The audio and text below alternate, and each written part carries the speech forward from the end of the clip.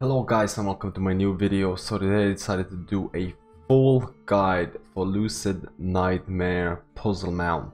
So involves basically 7 steps to obtain this mount, and full credit goes to the secret finding Discord, secret finding wiki pages and all of that, because they provide you basically with really in-depth guides on how to actually obtain this. And this has only been released in the last couple of hours. Basically I've seen a couple of people with the mount itself, so I'm just gonna go shortly over the overview of what's required to actually get the mount. Overall, I felt that most of the puzzles were quite easy, except for the last one where you have to go to Kunlai Summit and to get matching colors. The whole process is supposed to be randomly generated, and you can just get that. Took by far the longest. Everything else was pretty fine. So the first thing you want to do is to actually, it starts off in the Dalaran. So you want to get an inconspicuous scroll in the upper levels of Curiosities and More store in Dalaran. So you just need to click on the parchment. That throughout the whole process you just need to click on the note and read it, and you'll be able to progress into the next part. So make sure, do not forget to read the note, because it happened to one of our guys who was trying to do it.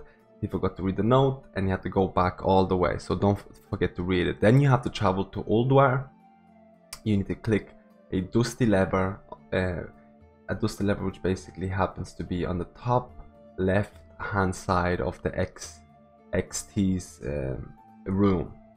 The lever is kind of small to see, but you can see in the video. You can click on it, and after you click on it you get this kind of like a light pattern that you need to click on. Now this actually is really big. There's a lot of lights to do.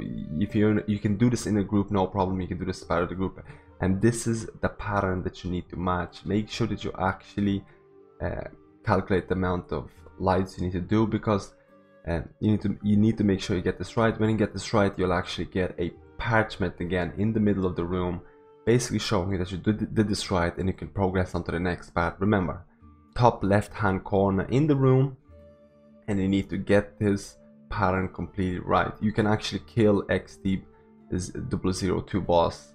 It doesn't matter as long as you just click the lever. And then after that you go to Temple of Akakiri, AK40.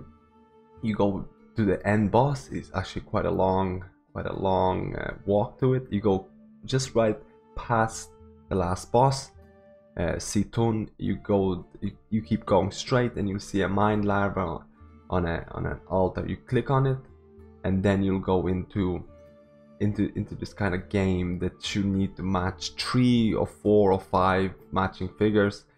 I think that Jewel Crafters have a similar game like this as well, but I'm not completely sure.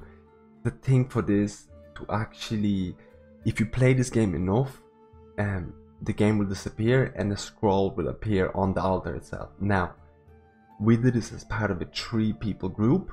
One of us completed it in 5 minutes, another one in 10, and another in 15. And there is really no known way of actually how to complete this. You just keep playing. Just basically keep playing until you get it. Match those 3, 4, or 5 icons in a row, and you should do it. There's no real way to say when you're going to do it. Just keep playing it. And after that you'll get the scroll. And after the scroll, this is really important, you'll have to go to Deep Home. But before you go to Deep Home, go to an auction house and buy.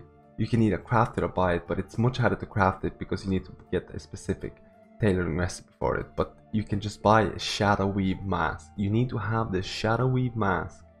When you go to Deep Home, you'll go to Deep Home, you go into this Dark Fissure. The coordinates there, you can check out the video as well. You'll go to Fissure, you pass the Gyre Worm, and then you drop into the fissure itself. You click onto the stone, you click accept yes, and then you actually drop into this area, and there'll be a chair. Now if you don't have the mask equipped, you won't see a skull on the chair. Now if you have the mask equipped, you'll see a skull on the chair that you're able to press, and there'll be kind of purple smoke happening around you, and after that you'll see a parchment beside the chair. Now click on the parchment and you're ready to go to the next step. Don't forget the Shadow Weave mask. After you do that, you need to go to Nomragan. And you actually just follow the video exactly where you need to go. there's a specific area where you need to go for it. Normal gun isn't that big, but just follow the video. You'll get to kind of like it's north side of the launch bay. If you open up the map, it's close to the launch bay, and then you'll see like numerous, I think it's actually 10 panels, and each of the panels you can right click and it says you can move it up or move it down. So by moving it up, you're just basically increasing the number to 1 2 3 4 5 6 7 8 9. It goes up to 9. Now the only thing that you need to do is to enter this exact frequency: 1 2 1 2 2 2 1 7 6 5 9 7. So you go to the first panel, you make sure that's 1. You go to the second panel, you make sure that's 2. So you just increment that the second panel by 1 to make sure it's 2. So you just need to make sure that all of the panels resemble the number that I just mentioned, and the scroll will appear straight away. Click on the scroll and you're ready to proceed to the next area. Now after this, you will have to go to Valshara. So this is a broken shore, so this is not too hard to get to. You have to go into this kind of hut, and inside this hut on the left hand side is kind of like a tumor that you need to click on, and it'll activate the minigame. Now this minigame can seem complex at the very start, but it's actually, you'll get hang of it. It'll take you only a couple of minutes. What you need to do is basically untangle the lines in a way that no line is intersecting another line. So you can even have these separated triangle square shapes. Like I said, you can click on a specific circle, and then you click on another circle that you want to swap the positions. So it's not really evident at the start that selecting a circle, you actually select the circle. It's not evident. It doesn't do it anyway. It doesn't create a mark. It doesn't create a shadow or anything like that. So by selecting a circle, you can actually swap positions with another circle. That's the key here, because it's not completely evident that you're actually selecting 1 or 2. After a couple of tries, believe me, it's not gonna be that hard. It's way more complex than it sounds like, than it seems like. You'll complete this, and then you'll be ready to go to basically the hardest part. In Kunlun Summit, you'll have to go to this mountainous area inside this little kind of place, and you have to click on an urn. Once you click on an urn, you kind of teleported into this room. Now this room is going to be almost identical, as in it has multiple exits. I think you can have 4 exits. Those exits are going to be blocked. It's supposed to be randomly generated. I'm not exactly how it works, but what it means that you can actually exit to one of the rooms, and once you exit, you're teleported into the same room, and the amount of exits that are available there is going to be random. But the point is, on the altar you can either see multiple colors, like from I remember it was red, green, blue and purple. I think there's 5 colors overall. You'll see torches. When you see torches, you can actually click on that torch, and you pick up that corresponding color. So if you click on a blue torch, you'll pick up blue. Now what you need to do is to go through those doors, exits, like I said, and go to an altar that has a blue circle on it. An altar that has a blue circle on it. If it has the blue circle on it and you have a blue torch selected, or you have a blue fire carrying a blue fire, you can click on that altar and you eliminate one of the colors.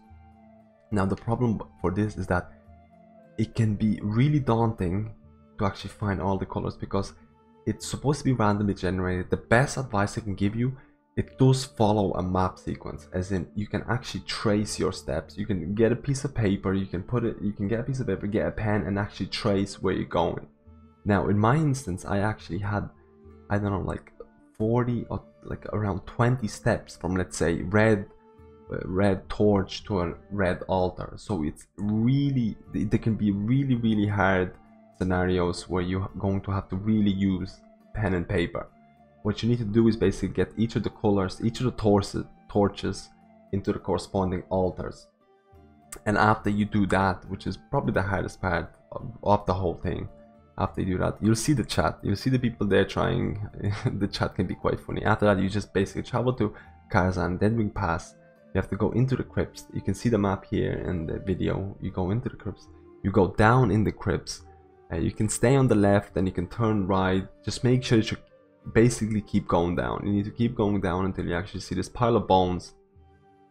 On this pile of bones, it's going to be your Lucid Nightmare mount, and that's the whole thing. Hopefully this video was somewhat educational. Like I said, Kung Lai Summit part was probably by far the hardest. It is RNG based, like the maps generated are going to be kind of random for the person, so there doesn't seem to be a one solution to that kind of puzzle. You need to do it yourself, and I wish you all the best of luck.